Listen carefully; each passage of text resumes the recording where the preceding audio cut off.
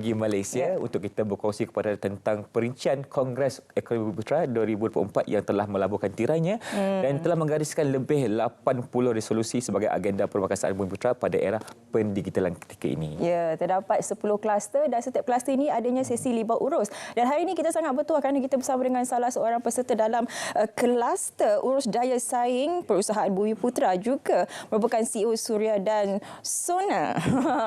Boleh senyap berhad. Kita bersama dengan Encik Aidil Nordin. Assalamualaikum. Assalamualaikum warahmatullahi wabarakatuh. Waalaikumsalam. Selamat pagi Malaysia. Salam Malaysia Madani. Salam Malaysia. Bagaimana sihat hari ini? Alhamdulillah. Okey, bila kita bercakap mengenai KEB ni ataupun Kongres Ekonomi Bumi Putera, ada 10 kluster. Tapi ini merupakan salah satu kluster yang menjadi tumpuan sebenarnya berkaitan dengan daya saing. Sebab kalau kita boleh lihat, tidak ramai sebenarnya syarikat Bumi Putera yang listed. Itu ialah salah satu perkara. Mungkin kita bagi mukadimah sedikit, apa di antara topik ataupun fokus utama sepanjang 3 hari sesi libat urus itu? Okey, baik.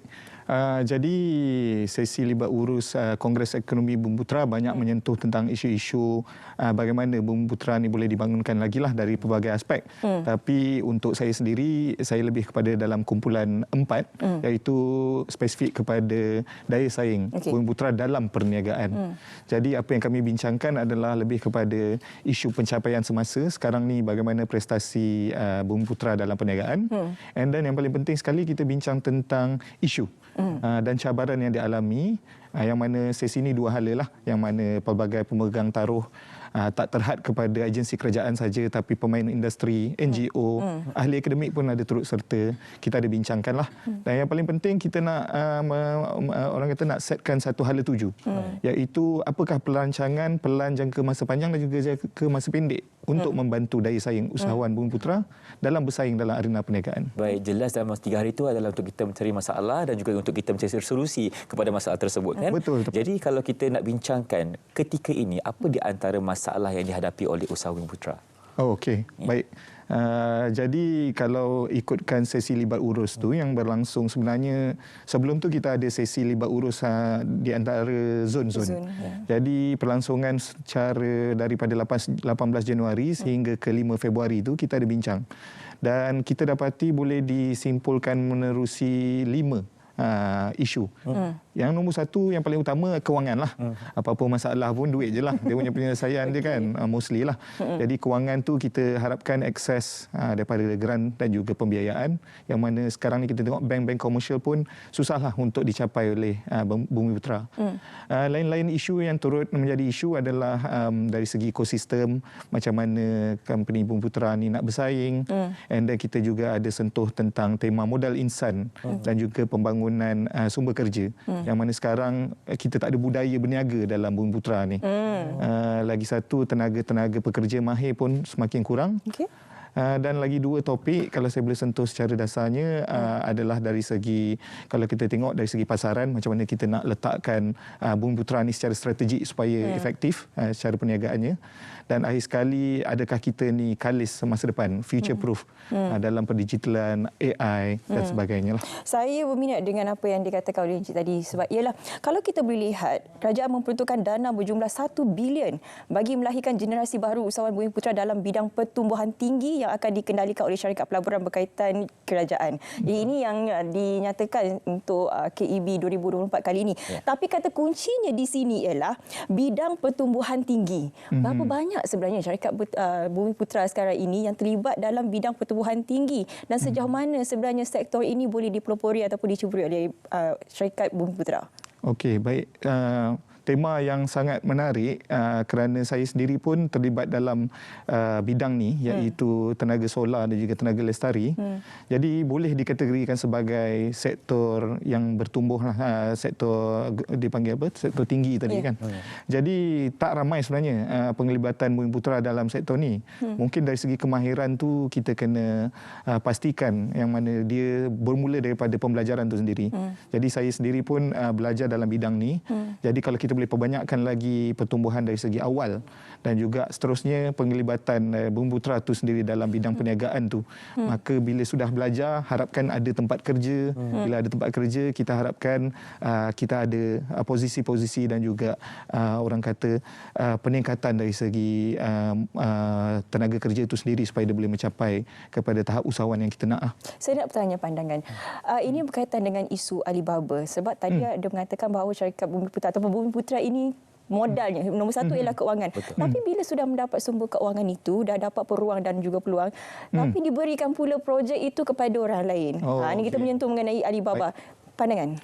Pandangan saya sendiri, macam isu tongkat ke kail ke joran ke, macam manalah bunyinya pun sekalipun. Sebutlah apa istilahnya. Apa istilahnya. Sebenarnya isu ni agak sensitif. Tapi bagi saya sebagai seorang peniaga jugalah, benda ni ibarat satu perlumbaan. Macam kalau kita lumba sesama kereta, satu kereta dengan 3 tayar dengan satu kereta 4 tayar, sudah tentu perlumbaannya tak sekata.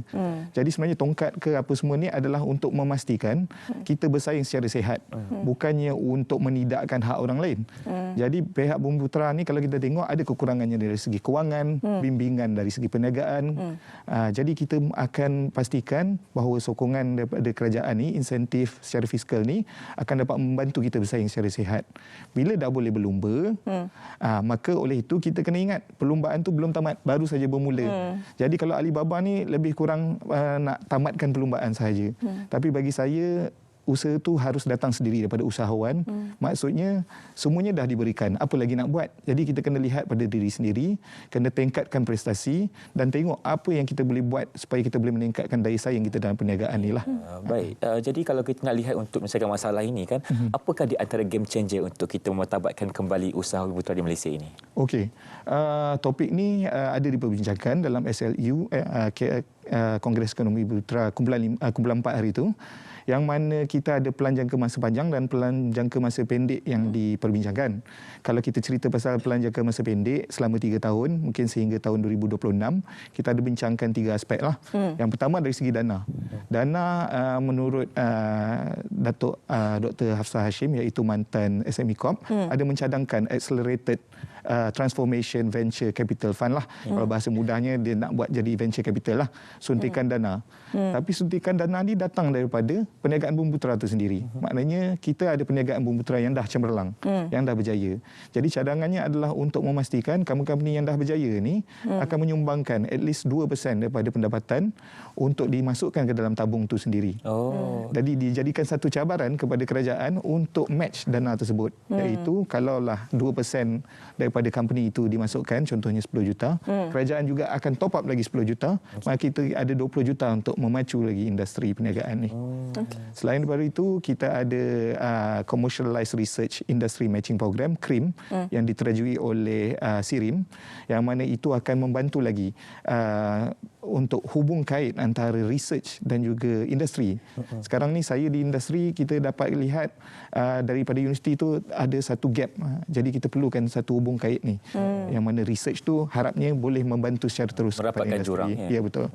So itulah antara yang dibincangkan. Dan akhir sekali kalau saya boleh petik, macam kita nak bersaing, company saya sendiri contohnya dan syarikat-syarikat Bumi Putra yang lain dalam industri solar terutamanya, kita nak bersaing ni dah ada jurang, yang mana ada company yang sudah pun pergi ke tahap bursa dan mereka ni ada capaian yang lebih jauh.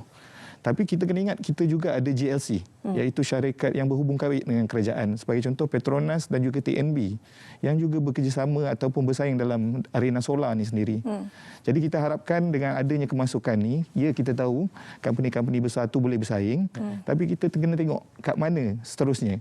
Mereka dah dapat job tu, mungkin mereka boleh lihat daripada ke bawah dan boleh telitikan.